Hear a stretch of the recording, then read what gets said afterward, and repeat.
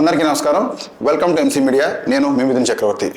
తూర్పుగోదావరి జిల్లా గోపాలపురం నియోజకవర్గం దేవరపల్లికి పొగాకు రైతులకు గిట్టుబాటు ధర కూటమి ప్రభుత్వం కల్పించడం లేదని వైఎస్ఆర్ కాంగ్రెస్ పార్టీ అధినేత మాజీ ముఖ్యమంత్రి వర్యులు జగన్మోహన్ రెడ్డి గారు రైతుల్ని పరామర్శించేదానికి, రైతులకు గిట్టుబాటు ధర కల్పించేదానికి, వాళ్ళ తరఫున పోరాడడానికి దేవరపల్లి రావడం జరిగింది. అయితే దీనికి ముందు ఎప్పుడైతే ఈ జగన్మోహన్ రెడ్డి గారు డేట్ ని అనౌన్స్ చేశారో, మరి ఆనాటి నుండి కూటమి ప్రభుత్వానికి కానీ, కూటమి నాయకులకు కానీ, ఈ ఏరియా శాసనసభ్యులకు కానీ నిద్ర పడితే ఒట్టు. మరి ఆనాటి నుండి ఏం జరుగుతుంది, మేము ఏదో చూపించుకుంటున్న ఇప్పటి వరకు కూడా రేపటి రోజున 5వ తారీఖున వచ్చి ఏం బాంబు పేలుస్తారు ఎలా అని చెప్పేసి మదన పడుతూ, వాళ్ళు కొంచెం హైరాణ పడుతూ ఏం చేశారంటే ముందు రోజే ప్రెస్ మీట్ పెట్టి ఈ విధంగా చెప్పడం జరిగింది.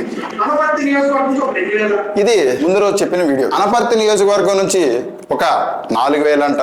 అంటే దీని అర్థం ఏంటనేనంటే, నాకు అర్థమైంది, ప్రజలకు అర్థమైంది ఏంటనేనంటే, దీన్ని ఆయన ఒక వేలో చెప్పాలని చూశారు, కానీ దాని ఇన్నర్ మీనింగ్, దాని యొక్క ఫీలింగ్, దాని యొక్క బాధ ఏంటనేది నేను చెప్తా.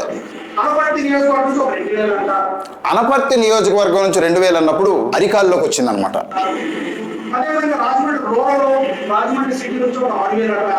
రాజమండ్రి నుంచి 6,000 అన్నప్పుడు మోకాల్లోకి వచ్చేసింది.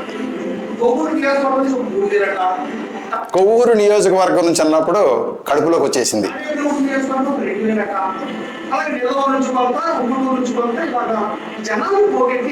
ఈ విధంగా జనాన్ని పోగొట్టి ఆ నియోజకవర్గం, ఈ నియోజకవర్గం నుంచి జనాన్ని పోగొట్టి అన్నప్పుడు హార్ట్కి టచ్ అయిపోయింది. ఏంటో తెలుసా? భయం. ఈ భయం అనేది అరికాల నుంచి హార్ట్లోకి చేరేసరికి ఏం చేయాలో అర్థం కాక ఈ రకంగా ఇంకా మీటింగ్ జరగకుండానే 5వ తారీఖు రాకుండానే జగన్మోహన్ రెడ్డి గారు దేవరపల్లిలో హెలికాప్టర్ నుంచి అడుగు పెట్టకముందే ఈ రకంగా వీళ్ళు భయపడతా ఉన్నారు అని అంటే, వీళ్ళు నిజంగా ప్రజలకు మంచి చేసేటోళ్ళేనా? నిజంగా వీళ్ళు ప్రజలకు మంచి చేసేటోళ్ళు అయితే, నిజంగా రైతులు సుభిక్షం కోరుకునేటోళ్ళు అయితే, రైతులకు గిట్టుబాటు ధర నిజంగా కల్పించిన వాళ్ళు అయితే వీళ్ళు ఎందుకు భయపడాలి? వస్తారు వెళతారు అన్న మానన ఉండాలి కదా. నియోజకవర్గంలో లేకపోతే రాష్ట్రంలో అన్ని బాగానే జరుగుతున్నాయి, నిజంగా ఈ పొగాకు రైతులకు గిట్టుబాటు ధర బాగానే ఉందని చెప్పేసి మీరు ఆరాంసే ఉండొచ్చు కదా. ఎందుకని మీకు ముందు రోజే ఆ నియోజకవర్గం నుంచి ఇంతమంది, ఈ నియోజకవర్గం ఇంత నుంచి ఇంతమంది, ఇక్కడికి ఎందుకు జన సమీకరణ చేస్తా ఉన్నారు అని చెప్పేసి ముందుగానే ఎందుకని హైరాణ పడతా ఉన్నారు మీరు? ఎందుకని అంటే, నేను చెప్పాను కదా, జగన్మోహన్ రెడ్డి గారు ఆయన ఈ యొక్క నియోజకవర్గంలో అడుగు పెడితే ఏమని బాంబు పేలుస్తారని చెప్పేసి అక్కడ కలిగిన భయమే ఈ వీడియోకి నిదర్శనం.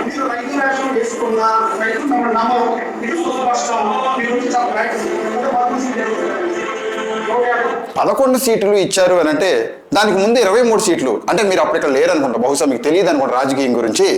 రాజకీయం గురించి తెలిస్తే ఇలా మాట్లాడరు. 11 సీట్లు అనేది మరి గతంలో మీరు పోటీ చేసినప్పుడు 23 సీట్లే వచ్చినాయి. అప్పుడు మరి అయ్యేందుకు వచ్చినాయి 23 సీట్లు అంటే, మీరు అన్ఫిట్ అప్పుడు కూడా రాజకీయంలో అప్ అండ్ డౌన్స్ ఖచ్చితంగా జరుగుతాయి.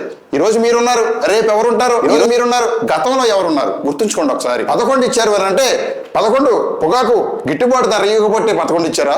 లేకపోతే ఈరోజు జగన్మోహన్ రెడ్డి గారు దేవరపల్లి వస్తారని చెప్పేసి ఆలోచన ముందుగానే ప్రజల్లో వచ్చి అప్పుడు 11 ఇచ్చారా? దేనికి ఇవన్నీ మాటలు? అర్థం లేనివి.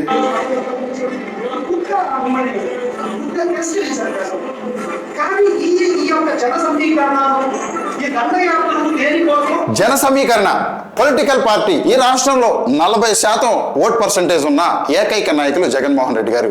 ఆబ్వియస్లీ ఆయన ఎక్కడికి వచ్చినా ఆ రకంగా జన సమీకరణ జరుగుతుంది ఖచ్చితంగా. దగ్గరలో అంటే దాదాపుగా 100 కిలోమీటర్ల లోపు ఎక్కడ మీటింగ్ జరిగినా 100 కిలోమీటర్ల పరిధిలో ఉన్న ప్రతి నియోజకవర్గం నుంచి ప్రతి ఒక్కరు వెళ్తారని చెప్పేసి మీరు ఆలోచన చేసుకోవాలి. జన సమీకరణ అనేది అది మీరు అనకూడదు ఖచ్చితంగా. ఎందుకంటే ప్రతి పొలిటికల్ పార్టీకి కూడా మీరు కూడా భోగాపురంలో ఎక్కడ కొవ్వూరు నుంచి కూడా జన సమీకరణ చేసి బస్సులు తీసుకెళ్లిన దాఖలాలు ఉన్నాయి.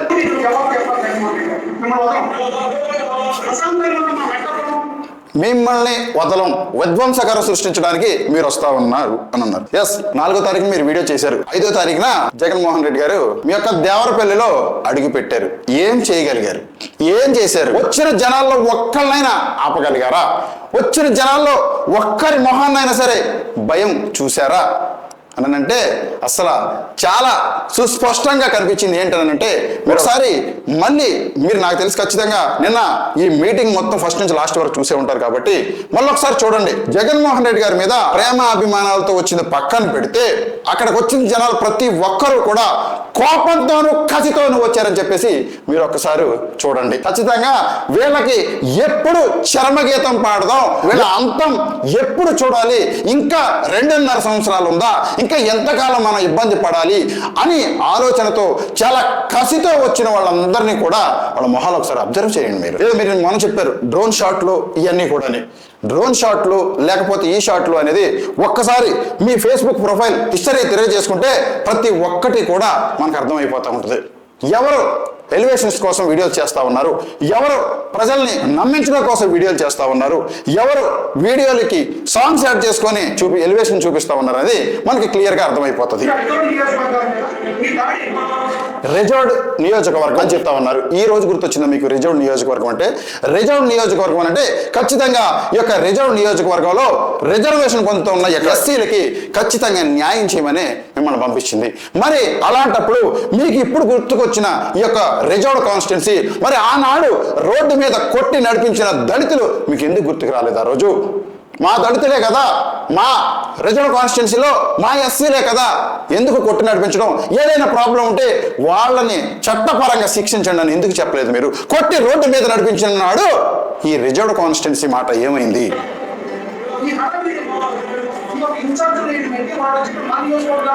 ఎస్, ఇక్కడ విధ్వంసం అనే ఒక వాడు యూజ్ చేశారు మీరు. విధ్వంసం అని మీరు ఎలా చెప్తారు అంటే మీరు ఈ యొక్క వీడియో 4వ తారీఖున మీరు చేశారు. 5వ తారీఖున విధ్వంసం జరుగుతుందని మీకు ఎలా తెలుసు? 5వ తారీఖున విధ్వంసం జరగబోతుందని మీరు ఎలా చెప్తారు అని అంటే ఎస్, అర్థం చేసుకునే వాళ్ళకి ఖచ్చితంగా అర్థం అవుతుంది. ఎందుకనంటే ఆ యొక్క విధ్వంసాన్ని సృష్టించాలని మీరే అక్కడ ప్లాన్ చేశారని చెప్పి క్లియర్గా అర్థమవుతా ఉంది. విధ్వంసం ఏ రకంగా సృష్టించాలి, విధ్వంసాన్ని ఏ రకంగా ముందుకు తీసుకెళ్ళాలి, మనం వెళ్లకుండానే కర్ర ఎరగకుండానే పాము చావాలి అన్న రీతిగా మీరు ఇళ్లలో కూర్చొని మీకు పావులుగా, మీకు తొత్తులుగా, మీకు పాలేళ్లుగా వ్యవహరించే కొంతమంది అధికారులు అక్కడ పెట్టుకొని ఉన్నారు. మరి వాళ్ళు ఈ రాష్ట్రంలో 40% ఓట్ పర్సంటేజ్ ఉన్న అత్యధిక శక్తివంతమైన రాజకీయ నాయకులు, జడ్ సెక్యూరిటీ కలిగిన వ్యక్తి జగన్మోహన్ రెడ్డి గారికి మీరు ఇచ్చిన సెక్యూరిటీ ఎంతో తెలుసా? ఎలిప్యాడ్ దగ్గర పట్టుమని 4 కానిస్టేబుల్ లేరు. వాళ్ళు వచ్చిన వేలల్లో మందిని ఎలా ఆపగలరని మీరు ఇచ్చారు అనంటే ఇది చాలా క్లియర్గా అర్థమవుతుంది మనకి కుట్ర ఏంటనంటే ముందే ప్రీ ప్లాన్డ్గా కొంతమందినే ఇస్తే ఖచ్చితంగా జగన్మోహన్ రెడ్డి గారిని చూడడానికి వేలాది మంది తరలి వస్తారు. ఈ 4 కానిస్టేబుల్ ఎట్టి పరిస్థితులు ఆపలేరు,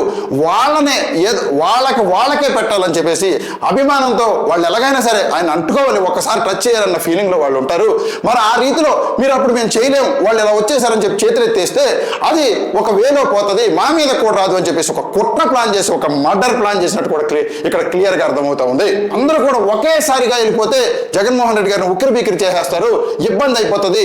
లేదు, ఈ యొక్క తొక్కిసలాట్లో ఎవరో ఒకరు చనిపోతారు, దాన్ని పట్టుకొని మనం బయటికి తీసుకెళ్లి ఇదిగో ఈ రకంగా అందరిని చంపేసే ప్రయత్నం జరుగుతూ ఉంది, ఇదిగో ఈ రకంగా ఇలా మీటింగులు పెట్టి జనసందోహం చేసి జన సమీకరణ చేసి ప్రజల్ని చంపేయడానికి ఈ యొక్క యాత్రలు జరుగుతూ ఉన్నాయని చెప్పి ఒక బ్యాడ్ ప్రాపగాండా చేయడానికి మీరు వేసిన కుట్రగా ఇక్కడ క్లియర్గా కనపడతా ఉంది. మరి లేకపోతే హెలిప్యాడ్ దగ్గర 4-5 కానిస్టేబుల్ ఏంటి, ఎంతమందిని ఆపగలరు వాళ్ళు? వచ్చిన వేలల్లో జనాన్ని ఏ విధంగా ఆపగలరు వాళ్ళు? జడ్ సెక్యూరిటీ కలిగిన వ్యక్తికి మీరు ఇచ్చే సెక్యూరిటీ ఎంత అంటే 4-5 కానిస్టేబుల్. కిలోమీటర్ దూరంలో ఉన్న పొగాకు బోర్డుకి ఆయన 10:30 గంటలకు స్టార్ట్ అయితే దాదాపుగా 1 గంట అయింది అక్కడికి రీచ్ అయ్యేసరికి అనంటే మరి మీరు ఇచ్చిన సెక్యూరిటీ ఏ విధంగా ఉన్నదని ఆలోచన చేయండి. జన సమీకరణ కూడిన దగ్గర మీరు ప్రతిపక్ష నాయకుడికి ఇచ్చే సెక్యూరిటీ ఏంటి అని అంటే ఇది క్లియర్గా కనపడతా ఉంది. మీకు ఒక వీడియో చూపిస్తాను ఇప్పుడు.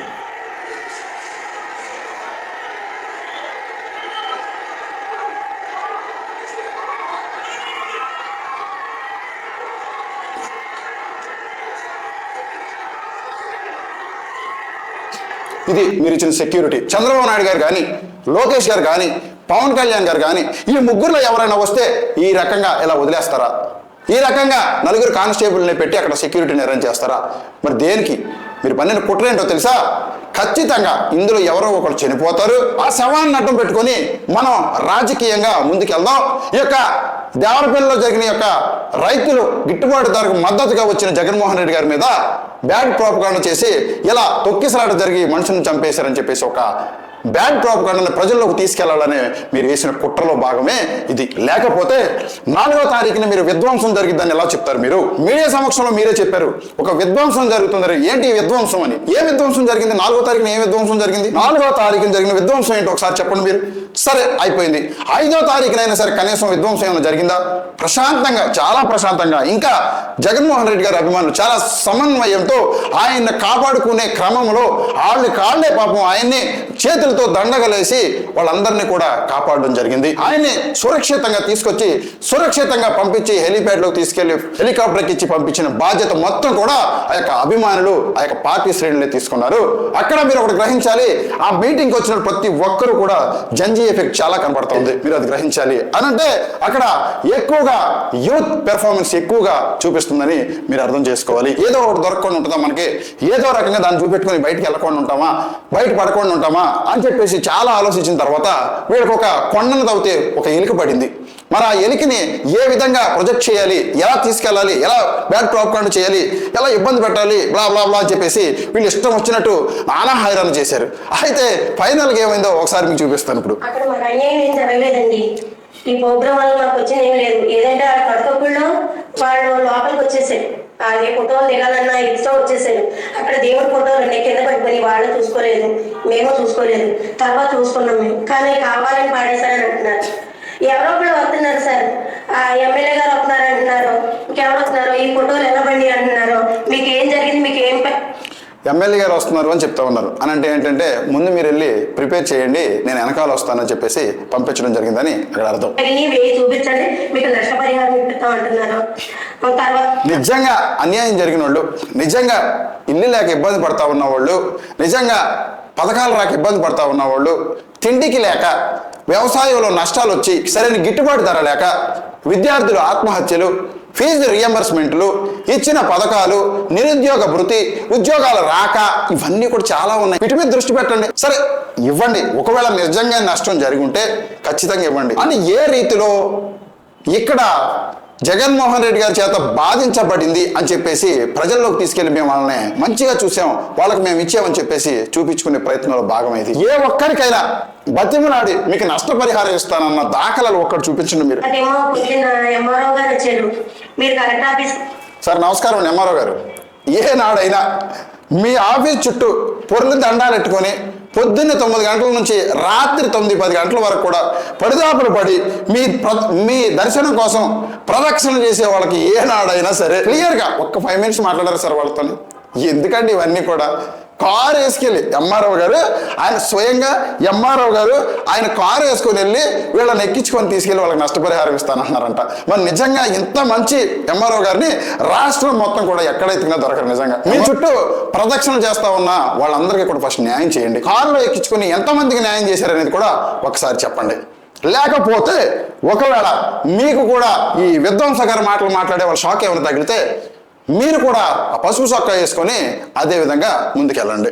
అది మాకు భయం వేసి మాకు జగన్ గారు 7 స్థలాలు ఇచ్చారు, మా పిల్లలకు డబ్బులు ఇచ్చారు, మాకు అన్ని చేసిన దానం చేసిన మంచి ఎక్కడికి పోదన్నట్టు ఏదో ఒక రూపేణ నిలబడుతుందని చెప్పేసి ఈ రోజు నిజంగా ఒకవేళ అక్కడ జరిగిన మీటింగ్లో వచ్చిన జనసందోహంలో వచ్చిన జన సమీకరణలో చిన్న పొరపాటు జరగundొచ్చు, దాని లేదని అనట్లే నేను. కానీ గతంలో జగన్మోహన్ రెడ్డి గారు చేసిన మంచి వలన ఆవిడ మాకు నిజంగా మంచి చేశారు, ఆయన వల్ల ఎటువంటి ఇబ్బంది జరగలేదు, మాకు ఆయన ఏనాడు కూడా మమ్మల్ని ఇబ్బంది పెట్టాలని చూడలేదు అని చెప్పేసి ఇది కక్షపూర్వకంగా చేసింది కాదు, యాదృచ్ఛికంగా ఏదో తగిలి పటాలు పడినాయి అని చెప్పేసి ఆవిడే చెప్పడం జరిగింది. చూసారా, గతంలో చేసిన మంచి ఈ రోజు పనికొచ్చింది. అంతేనే కానీ ఇంకో విధంగా అయితే కాదు, ఆయన మీద బురద జిమ్మాలని కాదు, మేమైతే ఆయన వల్ల లబ్ధి పొందామండి. వాళ్ళకి ఇళ్ల పట్టాలు ఇచ్చారంట, ప్రతి పథకం అందిందని చెప్పేసి వాళ్ళు చెప్పడం జరిగింది. సో మీరు వేసిన ప్లానింగ్ అట్టర్ ఫ్లాప్ అయ్యి మీరే పడుకోవడం జరిగింది. ఇలాంటి మున్సిపాలిటీ ఐడియాలు కాకుండా కొంచెం ఆలోచనతో మంచిగా పకడ్బందీగా చేయండి అని చేయదలుచుకుంటే మీకు వచ్చిన మున్సిపాలిటీ ఆలోచనలు అన్నింటినీ కూడా ఇలా చేయాలని చూస్తే ఇప్పుడున్నది కూడా మొత్తం కూడా సోషల్ మీడియా జనరేషన్ ఏ ఒక్కటి కూడా నిజంగా నోటితో స్వయంగా మాట్లాడి కూడా నమ్మే పరిస్థితి లేదు. సో ఇలాంటివి దయచేసి మీ దగ్గరే పెట్టుకోమని చెప్పేసి తెలియజేస్తా ఉన్నా.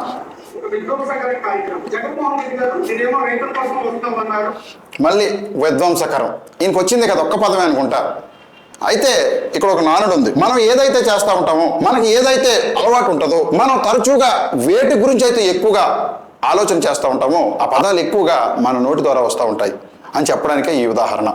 విధ్వంసకరం ఏంటి విధ్వంసకరం? నేను చెప్పాను కదా, ఏదో చేద్దామని చూశారు, ఎవరైనా చనిపోతారేమోనని చూశారు, జరగకపోయేసరికి ఈ రకంగా కొంచెం వాళ్ళు మనస్తాపానికి గురయ్యి ఈ రకంగా పొద్దున్నే టిఫిన్లు అవి చూసుకొని మీటింగ్ కూర్చొని మొదలుపెట్టారు.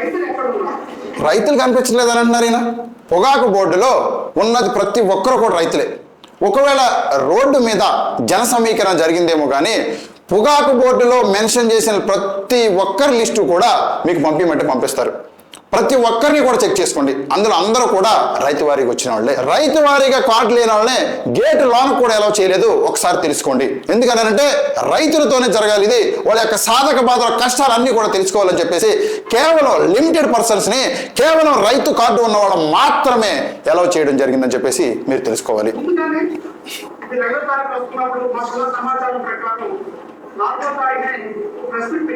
ఎస్, జగన్మోహన్ రెడ్డి గారు ఈ దాడి ఎవరి మీద, ఈ దండయాత్ర దేనికోసం, ఈ జన సమీకరణాలు ఏంటి, ఈ వేలాది మంది. నేను చెప్పాను కదా అంచెలంచెలుగా భయం ఎక్కడి వరకు వచ్చిందనే స్టార్టింగ్ దానికి ఉదాహరణ ఇది. పక్క నియోజకవర్గాల నుంచి తరలించడం ఏంటి, జన సమీకరణాలు ఎందుకోసం చేస్తున్నారు? ప్రశాంతంగా మా మెట్టపడంతోని నియోజకవర్గాలు ప్రజల నియోజకవర్గాలపై మీ కక్ష సాధించి నిన్న మద్యం షాపుల దగ్గర వాకింగ్ చేసిన ఈ కార్యకర్తలు జెండా ఒప్పుకున్నారు. మద్యం షాప్ అనేది కేవలం మా కూటమి నాయకులకే, మా టీడీపీ వాళ్ళకే, మా జనసేన వాళ్ళకే, మా బీజేపీ వాళ్ళకే అని ఏమైనా బోర్డు పెట్టారా? చెప్పండి. పోనీ అక్కడ ఏమైనా పోనీ మీరు చూపించిన ఫోటోలో గుంపులుగా ఏమైనా ఉన్నారా? మహా అయితే 1-2 బండ్లు. మీరు మద్యం పెట్టిందే మద్యం తాగడానికి 2-3 పట్టుకొని మద్యం షాపుల దగ్గర ఇవన్నీ కూడా ఎలా అనంటే జస్ట్ ఏదో ఇన్స్టాగ్రామ్లో బిలో అంటే వీళ్ళని ఏమంటారు అని అంటే, నేను ఎగ్జాంపుల్ చెప్తా ఉన్నా, చిన్న నిబ్బీలు అంటారు చూడండి, నిబ్బాలు అంటారు చూడండి, వాళ్ళు చేసే పనులు ఇవన్నీ కూడా. అంటే వైన్ షాప్ ముందు ఏదో 2 బళ్ళు కనపడి అని చెప్పేసి ఆయన పట్టిన ఫోటో మీరు చూడండి. ఆ ఫోటోలో ఉన్న వాళ్ళు తీసుకొని మందు తాగారని చెప్తా ఉన్నారు. సందుకి 100 బెల్ట్ షాపులు దేనికి పెట్టారు మీరు? మండలంలో 4-5 లైసెన్స్ షాపులు దేనికి పెట్టారు? ఇవన్నీ కూడా మీరు మందు బీచ్లతో సహా ఎందుకు పెట్టారు? మీరు మందు తాగడానికేనా? ఎవరిని నాశనం చేస్తా ఉన్నారు? లాస్ట్ గవర్నమెంట్ లో బెల్ట్ షాప్ అని పేరెత్తితేనే వచ్చా కారిపోయింది ఒక్కొక్కరికి. కానీ మీరు సందుకి 100 బెల్ట్ షాపులతో మీరు చక్కగా ముందుకెళ్తా ఉన్నారు. బెల్ట్ షాప్ ముందు 2 బళ్ళు కనపడి అని మందు తాగొచ్చారని చెప్తా ఉన్నారు అని అంటే నిజంగా దీని మీద ఒక ఇన్స్టాగ్రామ్ ఇన్ఫ్లుయెన్సర్ మీరు చూపించిన దాంట్లోనే ఉన్నది 2 బళ్ళు. మరి మద్యం షాపులు ఎందుకు పెట్టారు మీరు? మరి మద్యం షాపుల్ని ఎందుకు ప్రోత్సహిస్తా ఉన్నారు? లైసెన్స్లు ఎందుకని వాళ్ళకి క్యాన్సిల్ చేయట్లేదు మీరు? సరే, మీ పార్టీలో మందు తాగడంలో ఒకరిని చూపించండి నాకు. మీ కూటమి ప్రభుత్వంలో అసలు మా వాళ్ళు మందే ముట్టుకోరు, ఎంటైర్ రాష్ట్రం మొత్తం మీద కూడా అసలు మందే తాగరు అనేవాళ్ళు ఒకరిని చూపించండి. దేనికి ఇవన్నీ కూడా? ఇలాంటి నవ్వుతారు కూడా బయట ప్రజలు. చూపించండి, బలమైన కారణాలు చూపించండి. అరే ఈ కారణం చూపించాం మేము, ఈ కారణం వల్ల జగన్మోహన్ రెడ్డి గారి వల్ల ఇక్కడ నష్టం జరిగిందని అలాంటివి చూపించండి. దేనికి ఇవన్నీ కూడా? నవ్వుతారు కూడా. మీ వెనకాల కూర్చొని కూడా నవ్వుతా ఉన్నారు ఈ చూపించడం వల్ల.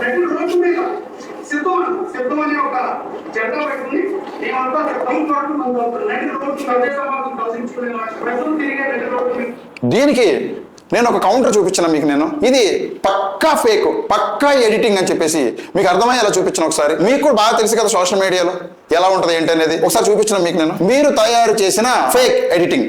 అంటే ఈయన కర్ర ఇక్కడ పట్టుకుంటే కర్ర పట్టుకున్న ప్లేస్ ఇది, ఇక్కడ నుంచి ఏమోనో ఇలా వెళ్ళింది, ఇక్కడ కర్ర లేదండి, ఇక్కడ నుంచి మళ్ళీ కర్ర వచ్చింది. మీకు అర్థమైందని చెప్పింది. సాక్షాత్తు ఎమ్మెల్యే గారు చూపించిన ఫోటో ఇది. అంటే నేను అనుకున్నాను సోషల్ మీడియాలో ఇలాంటి ఎడిటింగ్స్ కామన్లే, మరి ఇంత దిగజారి ఇలాంటి కూడా చూపిస్తారని చెప్పి నేను అనుకోలేదు.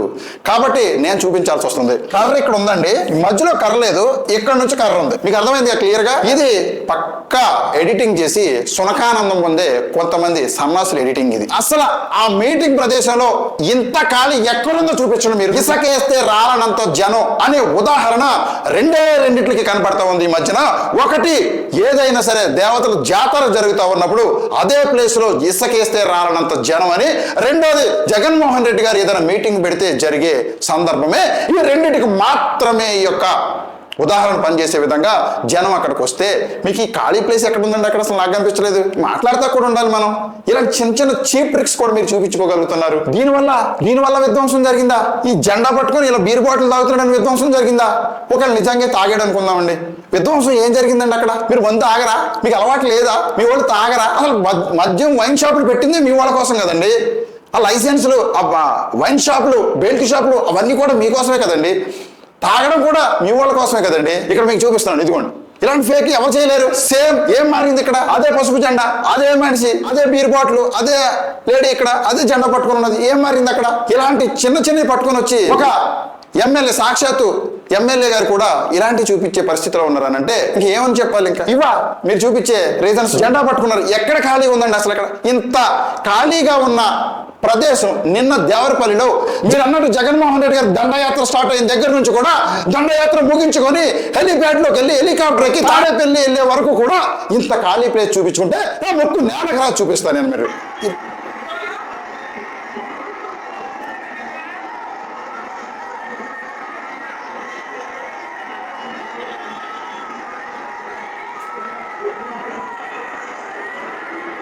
ఇంత జనసందోహంలో, ఇంత భారీ స్థాయి జనసందోహంలో సింగిల్ బీర్ బాటిల్ తక్కుంటే ఎక్కడ కనిపించాడండి మీకు? ఎలా తీయగలిగారండి ఆ ఫోటోని? చేసేదానికైనా అర్థం పరమార్థం అవి కూడా జ్ఞానం పెట్టుకొని ఆలోచన చేసి అలాంటి చూపించుకోగలగాలి. ఇన్స్టాలో 100 వస్తుంటాయి, వాళ్ళందరూ కూడా నిబ్బాలు చేసే పని మీరు కూడా చేస్తే ఎట్లా అండి? మీరు ఒక శాసనసభ్యులు అది గుర్తుంచుకోండి ఒకసారి.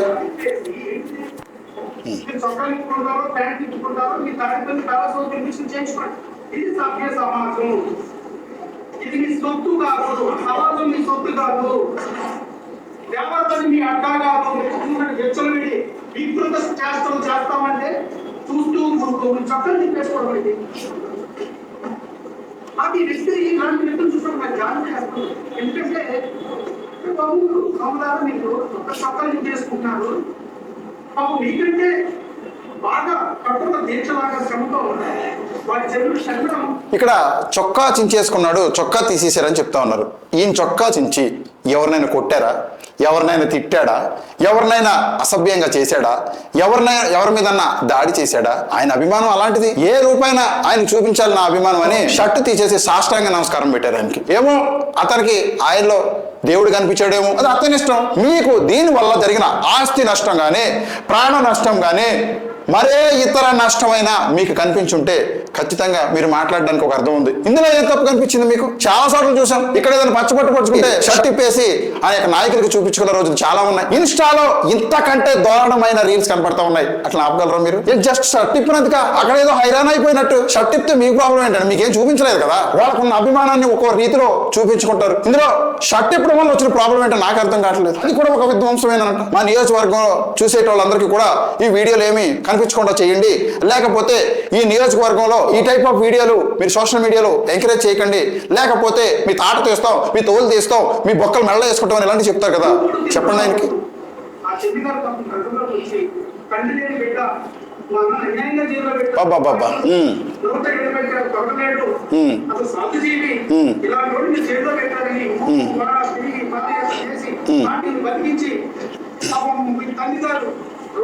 బాబా షర్మిలా గారి మీద ఎనలేని ప్రేమ అండి, ఎనలేని ప్రేమ షర్మిలా గారి మీద. నేను ఎప్పుడూ చూడలేదండి ఇంత ప్రేమ అభిమానం షర్మిలా గారి మీద. ఆవిడ్ని పరామర్శించలేదు, లేకపోతే ఆవిడ్ని గెంటేశారు అని మీరు చెప్తా ఉన్నారు కదా. సొంత పార్టీ ఎన్టీ రామారావు గారిని ఎన్నుపోటు పొడిచింది ఎవరు? సొంత పార్టీ ఎన్టీ రామారావు గారి మీద చెప్పులు విసిరించింది ఎవరు? తెలుగుదేశం పార్టీని స్థాపించిన ఎన్టీ రామారావు గారిని తెలుగుదేశంలో లేకుండా చేసిన నాయకులు ఎవరు? ఆ నాయకత్వంతో వెళ్తున్నది ఎవరు? మీరు. మరి దాన్ని ఏమంటారు? మరి దాన్ని ఎందుకు చెప్పట్లేదు మీరు? కుటుంబంలో జరిగే విషయాలను కూడా తీసుకొచ్చి ఇలా చూపిస్తా ఉన్నారు. దానికి ఇతను షర్ట్ ఇప్పడానికి కారణం ఏంటి? సొంత మామకే ఎన్నుపోటు పొడిచి ఆయన పుట్టిన బిడ్డలో 11 మందిలో ఏ ఒక్కరికి కూడా ప్రముఖ స్థానం ఇవ్వకుండా ఈయన ఎన్నుపోటు పొడిచి పార్టీని లాక్కుంటే ఆయన నాయకత్వాన్ని మీరు ముందుకు తీసుకెళ్తుంటే మరి మిమ్మల్ని ఏమనాలి, వాళ్ళని ఏమనాలి?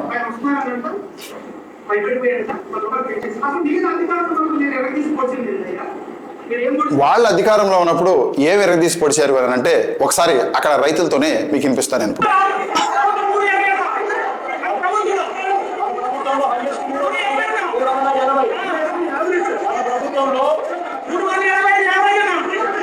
జగన్మోహన్ రెడ్డి గారి ప్రభుత్వంలో 365 రూపాయలని స్వయంగా అక్కడ రైతులే చెప్తా ఉన్నారు. మీ ప్రభుత్వంలో 260కి దిగజారిపోయిందని చెప్పేసి వాళ్ళు చెప్తా ఉన్నారు అక్కడ రైతులు. అంటే 3 సంవత్సరాల క్రితం 365 ఉంటే 3 సంవత్సరాల తర్వాత 265. అంటే ఎక్స్పెన్సెస్ పెరుగుతున్నాయా తగ్గుతున్నాయా? మీరే ఆలోచన చేయండి ఒకసారి. రైతుల ఎరువులు డబుల్ చేసేశారు, కూలీల ధరలు డబుల్ అయిపోయినాయి, ప్రతి ఒక్కటి ఇంధన ధర ఎక్కువైపోయింది, అన్ని ఛార్జీలు పెరిగిపోయినాయి. కానీ మీరు ఇచ్చే మద్దతు ధర మాత్రం తగ్గిపోయింది. ఇక్కడ 260 రూపాయలు మీరు ఇస్తున్న యావరేజ్ రేట్ ఇప్పుడు. మరి గత 3 సంవత్సరాల క్రితంలోనే 2024కు ముందే 365 రూపాయలు అక్కడ రేట్ వాళ్ళు చెప్తా ఉంటే మీరు ఈ రోజున 260 చేశారనంటే మరి రాకేం చేస్తారు? దండయాత్ర చేయక ఏం చేస్తారు? జన సమీకరణ జరగక ఏమవుతుంది? ఖచ్చితంగా ఇలాంటి చర్యలు చేస్తే అక్కడ ఖచ్చితంగా జగన్మోహన్ రెడ్డి గారు దండయాత్ర 200% జరుగుతుందని చెప్పేసి తెలియజేస్తా ఉన్నా.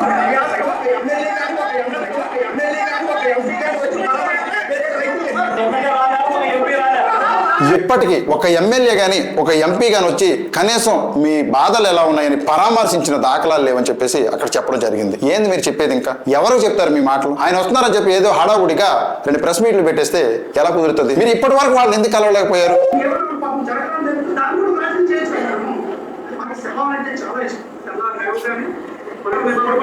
ఇక్కడ పచ్చిగా చెప్పాలి అని అంటే శవం కోసం ఎదురు చూసింది అయితే మీరు. ఏదైనా జరుగుతుందేమోనని టీవీల దగ్గర అతుక్కుపోయి చూసింది మీరు. ఎవరైనా చనిపోతారేమోనని చెప్పేసి రాబందుల మాదిరి ఎదురు చూసింది మీరు. పాపం ఎవరో చనిపోయేసరికి మీరు చాలా డిసప్పాయింట్ అయ్యారని చెప్పేసి అర్థమవుతా ఉంది. చాలా నిరుత్సాహంతో ప్రెస్ మీట్ పెట్టారు మీరు. ఎవరైనా ఒకళ్ళైనా చనిపోతారా?